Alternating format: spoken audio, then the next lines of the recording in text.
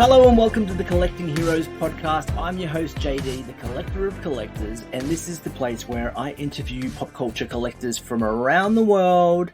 Today I'm heading up north with a collector who you could say his collection is more than meets the eye, and I think that may be a good hint for many listeners. His name is Andy Chan. He's from Victoria, British, BC, Canada. I messed it up. We discussed this. Yes, we discussed this. We went through this. I'm not going to edit this out. This is just going to put it in warts and all. Victoria, BC, Canada. Yes. Yeah. We discussed this before, and when I got to it, I totally tripped. Yeah, no problem. Well, his name is Andy Chan, and yes, he is a Transformers collector. Andy, thanks for being on the show. Thank you so much, and I appreciate you having me here. Yeah. I mean, apart from my inability to talk about locations, I do obviously have the ability to talk with collectors about their collection. And when I saw yours, I was pretty blown away by your Transformers collection. Thank you. Old school Transformer fan myself. Obviously, we were discussing we're roughly around the same age, so we grew up really with a lot of the same stuff through the 80s, and obviously Transformers being one of those. I remember as a child myself watching the cartoons, and they have a vivid place within my memory, and a place within my heart as well. But I always get collectors to tell me, for you, what was your history with Transformers? What's really what brought you into loving Transformers? Well, I remember first thing I remember when I was a child. I remember I used to wake up every Saturday morning to watch the cartoons, and I remember 1984 was when the G1 cartoon came out. I think I was let's see, I was born in 77, so I was 7 years old at the time. 7 years old when the cartoon first came out, and I would watch it every morning on Saturdays. And I also watched it, I think they played it after school. I remember when I get off school and I get home from school, they played it like 5 p.m. or something. I would always rush home just to get to the episodes. But yeah, I remember the G1, like myself, I wouldn't call myself like, you know how Bayformers became and all that. And everyone says, oh, Michael Bay kind of ruined the Transformers franchise. I like the design. I loved Optimus Prime design from Bayformers, but myself, I'm still a pretty diehard fan of Generation 1. Yeah, that's what the I grew up version. to, right? Yeah, the cartoon version and everything. And I do love, the new design, like Bumblebee design and stuff. But again, G1 all the way. Nice. Well, yeah. I mean, myself, as I said, I got into it through the original cartoon. I also remember watching that in those Saturday morning cartoons on the weekends. I don't remember them here in Australia playing them after school as much around that time, but they were definitely like a morning cartoons on the weekends. I think the ones that played after school, I think they were more like reruns, I think. But every Saturday was the new episode. Okay. Yeah. Well, here in Australia, we would have them play on the weekends, and I have actually a vivid memory of we would holiday when I was a child down on a place called Shell Harbour. It's the south coast of Australia. It's south of Sydney, and we would holiday down there at a caravan park. And I remember we had a portable black and white TV player. And I remember sitting in the caravan and watching it on the black and white. Obviously, I'd seen the colored versions as well, but on the black and white TV. So I have this memory of watching them on there, and that I always sort of flash back to that when I'm thinking about the cartoons. But also that earlier memory for me as well is the movie, when the movie came out in 1986. Yeah, it was 1986. Going and seeing that in the cinemas. I remember actually going, my mother giving me the money and letting me go to the cinema by myself to go watch. And spoiler alert for anyone who hasn't seen it, I mean, it's been almost 40 years, but having Optimus Prime die, just being there, just when that happened. Devastated child in the Yeah, theater I watching think that. I think everybody cried their eyes out when that part happened. You know? Yeah, I watched it with my cousins. Sorry to interrupt, but I watched it with my No. cousins, and like my cousins at the time was like I think 5 years older than me. So Yeah. my cousin took me to the theater to watch it, and I was so shocked that so many Autobots died in the movie, and I was like, Mm-hmm. oh, they're killing off Wheeljack, killed off Ratchet, Ironhide, you know, and Optimus Prime, the main character, right? Like Uh-huh. basically Optimus Prime was like my role model when I was a kid, right? Everyone Yeah. wanted to be Optimus Prime, and I was like, no. And I think in the end, I think when that happened, I find that it might have ruined the storyline. Like you know how when they tried to bring him Mm. back multiple Mm-hmm. times, but Mm-hmm. they Hasbro just kept killing him off. So I was like, ah. But again, he's the Well, man, right? He's still the main. Yeah, I everyone guess that, knows Transformers from Prime. that's the problem with having you know, the main characters be inspired by a toy line, right? Because that toy Yeah, line, they're always going to try and bring in new toy lines. They're always going to bring in new characters, and to do that, sometimes they have to find a way to push back the other characters, which obviously is, yeah, and then and they got to squeeze in more characters, squeeze in more yeah, toys. Plus, yeah, like you know, like I guess they think that maybe the storyline was getting boring, so they decide to let's bring Rodimus Prime in, let's bring uh Galvatron huh, in, and all those uh people. huh, You know, they're cool too, but again, Prime is the man. That's for me. You know, Prime is always the trademark of Transformers. He's in yeah. every Transformers franchise, movie, whatever. If they didn't have Optimus Prime, then to me, it's not Transformers. You know? 100%, 100%. Yeah, yeah, And for me, that was my first Transformer toy as well. So I remember yeah, specifically asking. It was at the top of most kids' list, right? Like back yeah, in the 80s, you wanted Optimus. If you wanted a Transformer for Christmas, you wanted Optimus Prime. You want, yeah, beautiful. yeah. He's holding up one. I can see it now. Looks like the Yeah, the OG. G1. You know, you wanted that Optimus Prime. You wanted that one with the trailer that The trailer. transforms Yeah, into the the trailer. base. Yeah, and Yeah. I remember having that and playing with it for hours as a kid as well. I don't think I ever had I don't have a memory of getting Megatron, especially not the gun version. Yeah, Um, Megatron's right here. If you want to quickly see him, he's right there. oh, nice, nice, Yeah. nice. He's Uh, actually quite tricky to transform. He's very fragile.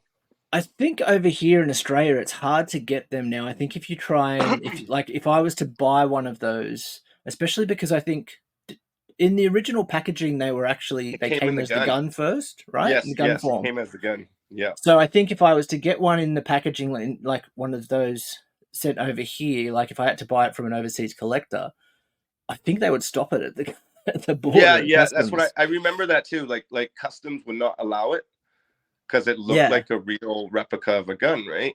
And what companies did was they usually put an orange tab on the bezel, Uh huh. Uh so it huh. looks like a toy gun, like just like the Yeah. Masterpiece, like the original.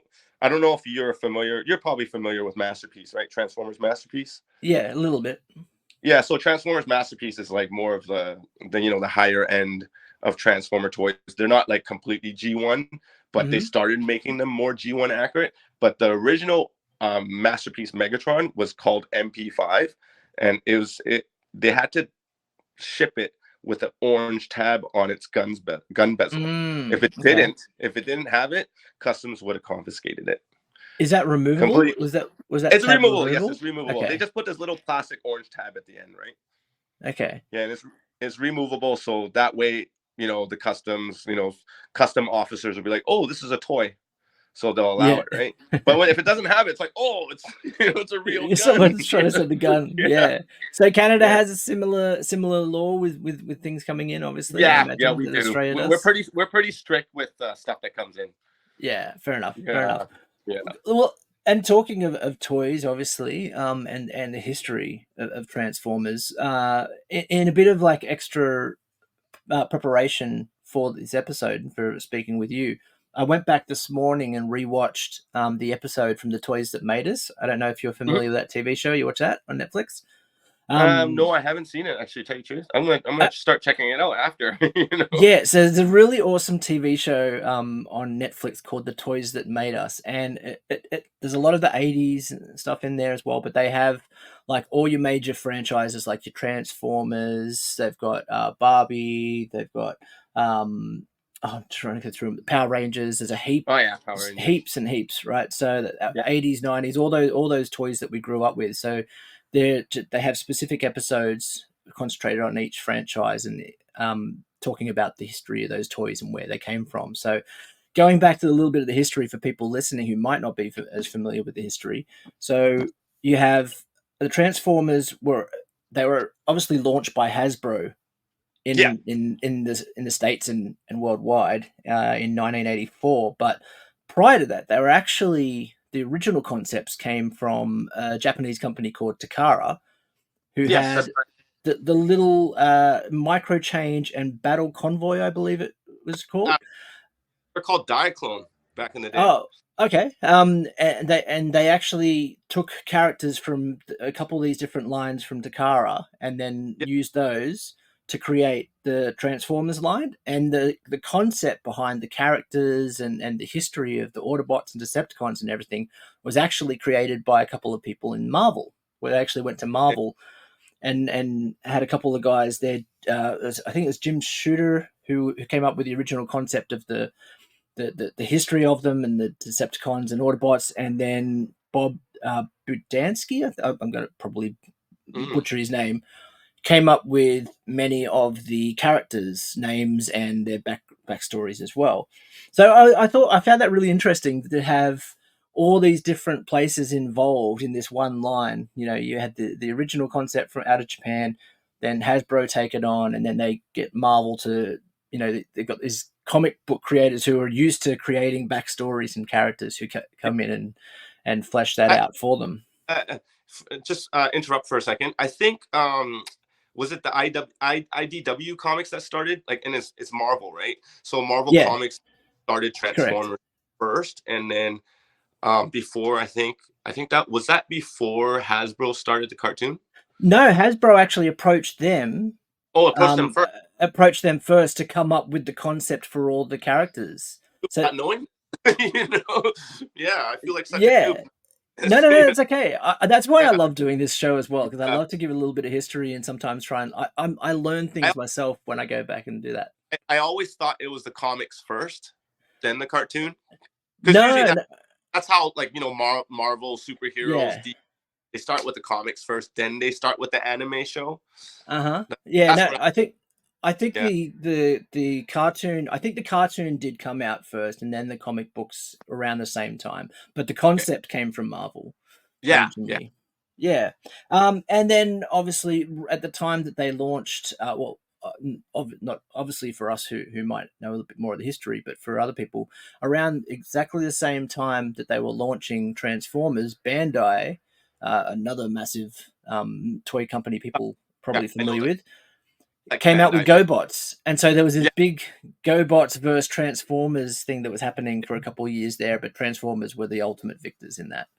I remember back then when I used to get my parents, like I tried to get my parents to buy me a Transformer. They're like, "Oh, we'll buy you a GoBot." It's like the poor version of Transformer, actual Transformer toy.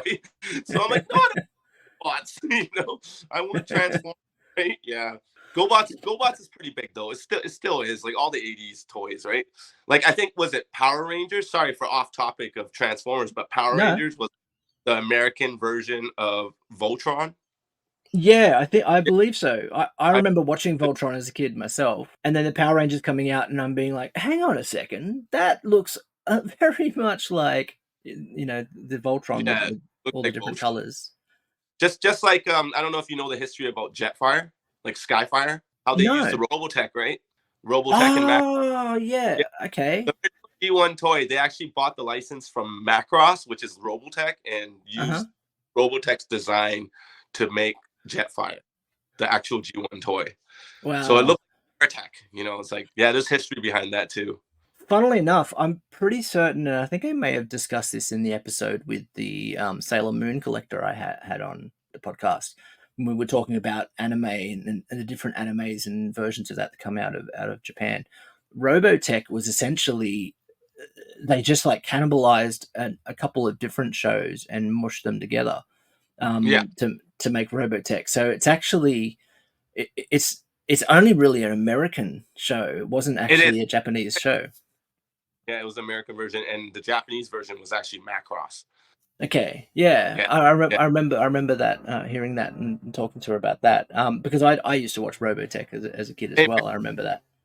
I watched it too. I loved that show. I loved the Skull, Valkyrie, and same with Rick Hunter. And I remember the first episode when he couldn't fly the Veritech, and he was like falling over on buildings and stuff. Uh-huh.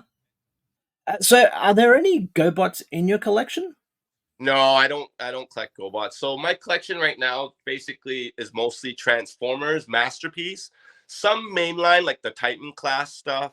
Uh-huh. But mostly Masterpiece scale.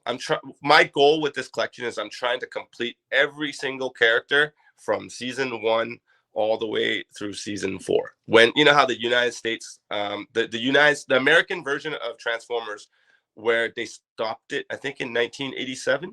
I think that's what Mm-hmm. the date, like the year that they stopped broadcasting it, and I'm trying to get every single character within that series. And that was so when they stopped, because there was obviously that period, and then in the 90s they brought it back with Beast Wars. Is that correct? Am I Yeah, remembering that correctly? I remember that channel. It's called YTV. So they showed Beast Wars, and that's when the Terracons and the Predacons, whatever they're called. Okay. Right. Have Yeah. and speaking of the Bay formers that you were talking about, the Michael Bay Transformers, Yeah. have you been out to see the latest release? Yes, I watched Rise of the Beast. I actually liked it. I didn't mind it. I was shocked that they brought Unicron, and I was like, "Oh, that's a must. I must see it." I haven't seen it yet. I haven't seen it yet. Oh, I okay. want. I I think it was pretty good. It was a good movie. So no, I haven't seen the newest one, but I definitely want to go and see it. I was talking to my mate about going out and seeing it, and I'd seen that it had some great reviews as well. What would you Yeah, give it out of 10? say 7.5, maybe almost That's 8. not bad. That's Not not bad. that's not bad at all. Not bad at all. I'm a Transformer fan, so I think people that aren't Transformer fans will probably give it maybe a little bit less. But I might be a little bit biased, but yeah. Okay. Well, I mean, look, we're all as collectors. It's easy to have biases, when you Yeah, love a certain character or you love a certain franchise. But it also that can sometimes go the other way, where they make a property or a movie or a show, and you're like, this doesn't represent what I'm used to. yeah. I'm So just happy that like the new, the Bumblebee movie from 2015, and then uh-huh. with Haley, I think it's Haley Styles. What's her name again? No, sorry, Haley something. I Oh, can't remember her name now yeah, either. that one was Bumblebee. It was called Bumblebee, and Yeah. I like how they brought Optimus Prime more of a G1 design. Uh-huh. And so the new movie, The Rise of the Beast, it's also the same as the Bumblebee design of Optimus Prime, like the G1 design. Ah, nice. Yeah, Yeah, I actually do remember like going and seeing the original, the first Michael Bay one, and just being absolutely blown away seeing that. I was like seeing massive robots fighting on the big screen, like yeah. just totally blew me away. I wasn't as blown away by the following ones, but definitely Yeah. that first one had The me first like one, slack jawed. yeah, I would say the first one, Bayformers, that one for sure, because when they showed Optimus Prime first arrive Earth, Uh when he transformed is like, whoa, wow, it's all CGI, but fully transforming everything. And they did do justice on his design. Like the Autobots design, I didn't mind, but most of the Decepticons, I was like, oh, what are you doing, Michael Bay? Like Megatron has no color. He doesn't look nice. Same with Starscream. huh. They're all just plain silver color, right? Give them some. Yeah. But yeah, I didn't mind the Autobots though. And the fact that they kept Peter Cullen as the voice of Optimus Prime, I That's think that was necessary. Yeah, that's a must. Peter Cullen, Yeah. they have his voice. Tell me a little bit about the Masterpiece Collection, and specifically because you're not obviously just collecting Hasbro, right? Yeah, my history on Transformers collecting. I used to be more of an authentic guy. Just only Hasbro, only Takara told me. Then I Mm-hmm. started getting third parties. Everyone calls them knockoffs, but they're technically, there's certain parties. There's authentic, there's third party, and there's fourth party. Third Mm-hmm. party, it's a company that made it. It's definitely, of course, if they're taking someone else's design, right? Mm-hmm. And not giving them official names because they're not licensed. Okay. So, but fourth party means this company completely copied that company, made it just exactly the same, and it's a knockoff version of it, right? But myself, I collected third party because Hasbro and Takara aren't making characters that we need to complete a collection. So I have nothing against third party, but there's a lot of diehard Hasbro fans. Mm-hmm. They're right. They're like, oh, third party is not official, it's not authentic, right? But again, hey, without third party, we would never be able to complete a collection like this. Yeah. So Okay. we can't live without them, you know. Yeah, I understand. I understand. And when you say, because you did just referencing before, you mentioned wanting to get all the different characters from those four series. Yeah. How many I characters are we talking about think I'm missing, well, right now I'm missing maybe 33 to 35 characters. out of a To total com- of how many? I think last time I counted, it was just under 200, I think. Okay, wow. Yeah, But you've also got multiple versions of some of those characters as well. I do. I keep upgrading because you know how some of my toys are like 10 years old, right? So I'm like, and companies, there's all these new companies that come out and they're making like more cartoon accurate versions of them, better engineering and everything. So I'm Hmm. like, it's like a never ending upgrade cycle, of collecting. And you also, I know I was going to ask if you're in the box or out of the box collector, but looking at the display in your room, you're definitely obviously an out of Um, the box collector. yeah. Some toys I'll buy multiples and keep it in the box, but most time I always buy one of them to at least open it and display it. I was going to ask you about that, whether you sometimes double up and keep one in the box. Yeah, I do. Is there a So specific one, like when that you like a specific character or series that you do that with, that you're like, I have to have two of these ones? mostly authentic Takaras and stuff. Yeah, mostly authentic. I have multiple Optimus Primes. I have multiple G1 Optimus Primes too. Like a Oh, Hasbro Takara Tomy version. Yeah, yeah. and what's a line of transform, because we've had multiple lines I mentioned about Beast Wars and things like that.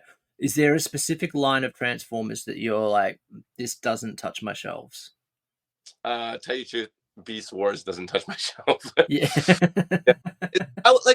It's not that I'm fully against it, but I wasn't just a huge fan of it. Like I think the time when Beast Wars came out, I kind of grew out of the Transformers. Like I grew, Uh-huh. you become a teenager, start living life, you start partying, this and that, and I stopped collecting toys at the time.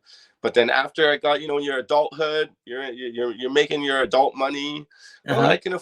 I can afford this stuff, and then brings back to your childhood memories, right? Well, that's very similar. There's a thing called in the Lego community, and I'm sure it happens in most collecting communities and with toy collectors. It's called a dark period in Yeah. Lego culture, where yeah, exactly like you said, you reach teenage age or into your early 20s or whatever it is, and a lot of time it's like, well, that's they're toys. They're uncool now. We're not collecting those. We're moving on to other things, and then just because the nostalgia and because there are things that we love, a lot of us get drawn back in. And as you said, you get that adult money where you can go back and start collecting those things. Did you keep a lot of your old items from childhood? Were they put away in your parents' house or something? Or did Okay. to get rid of them and then you had to go back and get the collection all over again? So I did have not a huge collection of G1, but I did have some. But the problem was, you have childhood friends that a lot of them balled my toys and never returned them. Uh, Yeah, I lost all my G1 toys. I used to collect GI Joe too back in the day, and Same. Yeah. yeah, GI Joe and all that. GI Joe, Transformers, Mask. What else was there? There's those little. Hmm. You remember those muscles? Those little small pink characters. Trying to think.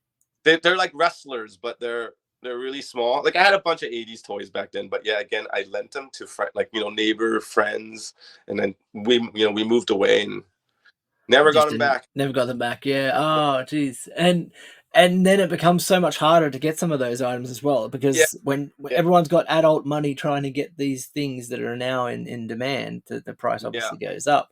And, What's the and the only toys I still have from back when I was a child was superpowers. Do you remember superpowers? those? Okay. So like, you squeeze the legs and the arms move. you know? Oh, Yeah, I remember having things like that actually. Yeah. yeah. Those are only 80s toys I still have. And is there anything in the G1 collection that you haven't been able to get that's a grail item that you're still waiting to add to the collection? I would like to get the original, basically Takara Tomi's reissue of Megatron. It's in a Okay. nice Takara box, because the one I have is the Japanese version, where it's they're both Japanese versions, but the one I have is where the cardboard opens up like this. I don't know if you ever Oh, seen. okay. And so Yeah, it doesn't have a plastic sleeve on the front, like it doesn't yeah. have a plastic window on the front. You have to open the door to see it, right? But Okay. I want to get the original looking packaging, but that thing sells. I think that thing resells for, I think, 650 and up. So I'm like, Oh. yeah, it's pretty expensive, right? I was like, you know what? I can hold off. It's a little bit too Although I'm expensive. looking at some of those masterpiece collection, those large items and things that you've got as well. Mhm. I have to admit, I think that a few of them probably got up towards that, or maybe even over that level, right? Oh, over. It's over. Devastator Toy World. It's made by a company called Toy World. So his name is Toy World Constructor, and that's his third party name. That combiner ran me, I think, 900 Canadian landed. Wow. Wow. Yeah, it's very expensive. Yeah, yeah. But you're talking 6 characters, right? So six characters. You divide it, 900 divided by 6. It's not too bad. It's probably about 100, 150 each, maybe something around there. So it's not too bad. I'm trying to also. It's funny you bring up characters, because one of the questions I had is around a character. We've mentioned that you've got multiple versions of different Yeah. characters. I'm trying to remember, and maybe this is me just not remembering part of the storyline from the original cartoons, but what's the difference between an Optimus Prime and a Nemesis Prime? So Optimus Prime is the original. The red color, And blue. Blue, yeah, yeah. Yeah, blue. He's the original. In the 80s cartoon, 1984 cartoon, Nemesis Prime was made by Dr. Arkeville. I don't know if you remember him. The little scientist that was, No, I'd he's a have to little go back and watch it. helped out Megatron. Yeah, and he made Nemesis Prime, which is a evil version of Optimus Prime, which is he's black with red eyes. Okay, I thought that was the Yeah, case. I was trying to remember. I'm like, was it just like an evil, like a yeah, it's of him. bad prime? Okay. I also know, like, talking about the different things that you collected as well. You mentioned the superpowers and everything like that. You have multiple collections. You don't know, like many of us. You have multiple loves and multiple things that you Yeah, collect. Your toy yeah. collection is not just Transformers focused, even though you've got a dedicated space for that. Tell me about Mm, some of the other things that you currently collect, and because I can see you've also got a lot of other toys. I do. I collect DC and Marvel figures as well. A lot of Marvel Legends, DC Multiverse. Like McFarlane's, and Mm-hmm. also like Yeah. Spirit, Bandai Spirit, and I think the other company was called Medicom. Is there a specific character that you lean to within each the Marvel and the DC, or is it just pretty wide range? Pretty wide range, but there's I love Spider-Man. He's one of my favorites. I would say Superman. I do like him, but I like Batman better. Who Uh-huh. doesn't like a rich guy? He's famous. He gets all the girls. Kind of like DC's version, basically DC's version of Tony Stark. So you Yeah. got Iron Man and you got Batman. Which one? Who would win? Well, I mean, obviously, you can see within the background, I might have a little bit of a love for Batman as well, Yeah, just from my collection. So yeah. I'm definitely a little biased that way. Up to DC first. Like I used to collect their comics back then, and then grew up to them first, and then I don't hate on Marvel. I still love Marvel, but Hmm. always that debate. everyone says, "Oh, who copied who?" Right? DC, Marvel, but a lot of characters from DC did start way before Marvel did. But again, Marvel has the hype, right? Has the hype. People love Yeah, Marvel because the movies, especially MCU, they're correct. going a better direction compared to DCEU, right? So Correct. Have you been watching any of the Secret Invasion TV show that's coming out at the moment? not yet. No, I heard about them though. Everyone's It's telling me pretty about good. it. It's pretty good. Yeah, I've been enjoying it. work consumes my time trying to afford these toys. You know, I get that. I get that. It's not a cheap hobby. Not a cheap hobby at no, all. it's not. Yeah. When you're, I notice that you have a lot of like white shelving, which makes the colors really pop as well. Yes. But and your shelves are pretty packed at the moment. How do you find it with space? I've seen a few reels and a few posts on your Instagram where you're talking about the shortage of space. Yeah. Um, Ended up picking up 4 more shelves, so I'm gonna move these 2 shelves. If you can see, there's one that side and there's one on this side. yeah. The other side of the wall, and put the new shelves dedicated just to Marvel characters, and then put all my DC characters on that side of the wall. Ah, You know, okay. Nice. So we have a little have a little DC versus Marvel yeah, room. yeah, yeah. Nice. It looks like Billy bookcases in the background, those white It, ones. it really bookcases. Yeah, I say that because I have to. I'm obliged to mention Billy bookcases and IKEA during most of my episodes, just in an effort. I'm trying to get them to support the podcast. Maybe if they'll come on as a sponsor.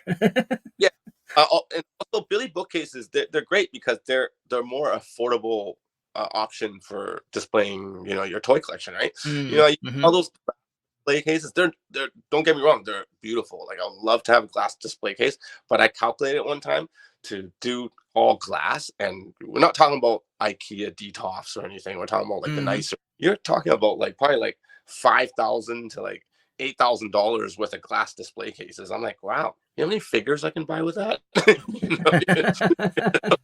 That's Yeah, true. That's true. yeah, Actually, yeah. there's a Wonder Woman collector that I had on from Germany, and he's done really well in setting up. He's used Billy bookcases, but he's also gotten the glass. You know how you can get the Doors, doors with the glass on the front. nice. Yeah, And he at one point, because he had certain statues, the size of them and the depth they needed, he would he created like a Billy bookcase, and then he's put another Billy bookcase in front of it, but he just hasn't put the backing on it, oh, okay. so that it's open throughout, and then he puts Yeah, them one in front of the other, and then the glass doors on the front, so he gets a deeper case. And I yeah. was I was pretty blown away by the way he set that up. Actually, it's really cool Nice. seeing. Yeah, you can custom a lot of stuff. Like I don't know if you ever heard of. Do you Australia has IKEA, correct? Yeah, yeah, we definitely do. Yeah, Okay, Black's right. Kallax, yeah. Yeah, kind of like you can customize it. You can take out the dividers and stuff, so you Mm-hmm. can make it. Mm-hmm. That's why I like those type of cases, like display cases, because it's also again it's affordable, and you can Yeah, also customize. Versus buying crazy customized glass cases, and you're spending like an arm and a leg for that's them. right. Where like okay, you got a nice display case, but to be honest, it's all about the display though. You have like if you have a nice collection, you need to display it nicely. But yeah, Billy bookcases and all those other options, they're affordable. So hopefully, whoever's listening to this podcast, use those because those are the ones to go for. And I noticed you put like around your Transformers collection, you put up a lot of LED lighting as well. Do you have any tips and tricks for people when installing LED lighting into a display? Um, I used a generic Amazon LED bars. They're Okay, like I think they're like $50 for 6. nice. So, And so they just a wide bar. You just stick that to the roof yeah, and yeah. You can either screw it into your shelf, or you can use double-sided and 3M tape, and you just stick it on. okay. It's all wired, but the problem is, I would say the problem with those is the wire's a little bit short. So you have to, if you want to hide your wires perfectly, you have to cut it and extend the wires and stuff. That's what I've been like considering using the LED lighting within my shelving as well, because my shelving is dark, and when Yeah, I put Batman figures in, you can even see one over my shoulder here. yeah, There's a see Michael that. Keaton one.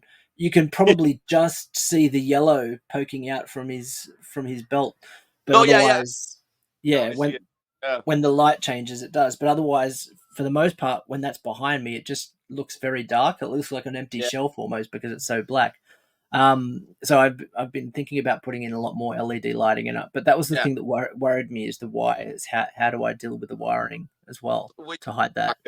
I usually use those wire. I forgot what they're called. They're these things that basically hold the wires, and you can just tuck them in the corners and stuff. So it's not too bad. And another reason why I used white shelving is because I used white duct tape, and I just taped over the wire, and you can't even see it, unless you actually look at it while you start seeing it, right? But any option works. Any inexpensive option works for me, right? Yeah, especially when you've got to do it within multiple shelves as well, and you're trying to pimp out a whole room essentially. Yeah. Look, I've had a really great time chatting with you, Andy. So thank you for taking the time to be on the podcast. Before I let you go, I do always get people to plug their socials and where people can find you. So where can people find you and your collection?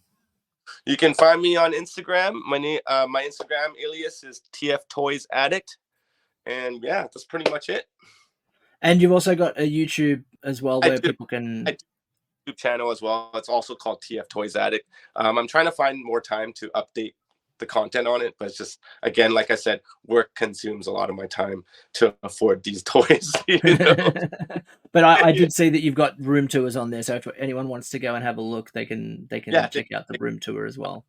Doing a updated video pretty soon on my whole collection, so I'm just trying.